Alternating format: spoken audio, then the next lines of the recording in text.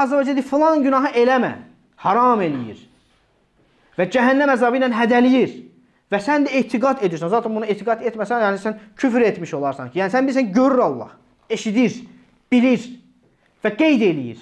Bundan əvvəlki hədisdə biz oxuduq. Nə deyir? Bu sizin əməllərinizdir deyir. Mən o deyir, onları saymışam, hesaplamışam, bugün də sizə verirəm. Tamı-tamına. Kim xeyir taparsa Rəbbinə şükür etsin, kim də şər taparsa özündən başqa heç kimi qıramasın. Amma yəni hər bir halda biz nə edirik qardaşlar? Yəni qəflətə özümüzü salmayaq. Çünki bax şeytanın o ovlamaq anıdır o. Şeytan bizim ayıq olduğumuz vaxtda bizə heç nə eləyə bilməz. Şeytan ümumən heç bir şey etməyə qadir deyil. Bu özü başqa bir mövzudur. Nəsə sənə elətdirə bilməz. Nəsə sənə zərər verə bilməz. Sadəcə sənə eləyir vəsvəsə. Sadəcə sənə vəsvəsə verir, qəflətə salır, sənə nəsə qəlbivə bir şey, fikirlər salır. Ona görə onun istədiyi an sənin qəflətdə olmağındır. Sən də gördün ki, bir qəflətə düşmüsən, bax, Allahı unutmusan, bax, hal-hazırda Allahın sənin görməsini unutmusan, əməllərin yazılmasını unutmusan, bir-iki təhlükədəsən. Sən bu dəqiqə istənilən bir günaha düşərsən. Deməyə mən ona düşmərəm, buna düşərəm, amma buna düşsəm də ona düşmərəm, yox.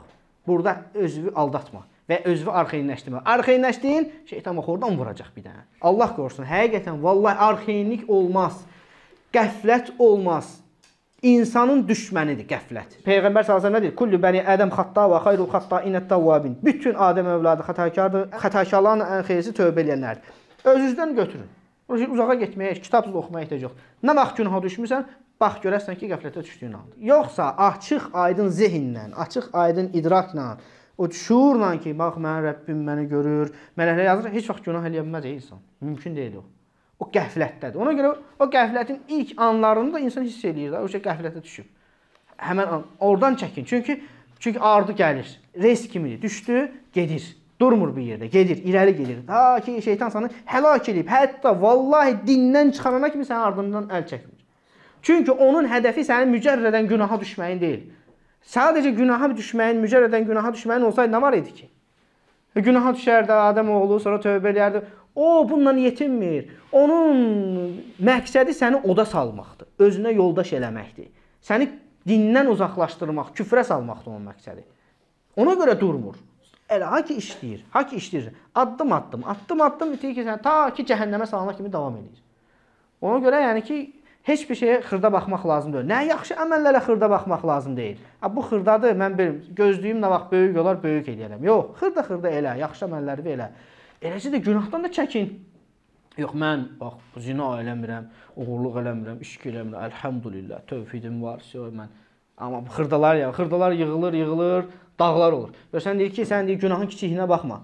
Bütün o böyük dağlar, bunlar həmsi sələflərdən gələn misallardır. Böyük dağlara bax, kiçik daşlardan ibarətdir. Kiçik daşlardan və həmçinin yanaşma tərzi var. Sələflər deyir, sahabələr günahlarını, kiçik günahlarını üzərlərinə aşacaq olan daşlar kimi, qayalar kimi görərdilər. Ki, böyük bir qayanın altındadır, həmən üstünə aşacaq. Amma bu hədisdə gəlir də ki, mömin öz günahını kiçik də olsa, böyük bir qaya kimi görər ki, indi aşıb mənə əzəcək. Amma deyir, münafiq necə görər? Burnun ucuna böyük günahını. Münafiq böyük günahını burnunun ucuna qonmuş bir milçək kimi ki, bir dənə belə eləyəcəm, gedəcək. Belə olmaz. Aldatma özünü.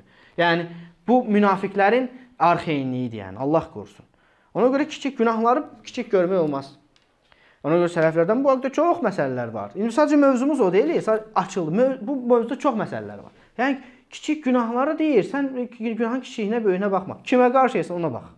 Allaha, əzəmətli Allaha qarşı eləyirsən. Günah kiçikdir, düzdür.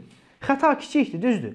Kimə qarşı elədiyin, günahı işlətdiyin kimdir? Sənə o kiçik olsa da onu qadağan eləyən kimdir? Aləmlərin Rəbbi Allah, əzəmətli Allah. O əzəmətli Allaha görə sən bunu tərk eləməlisən.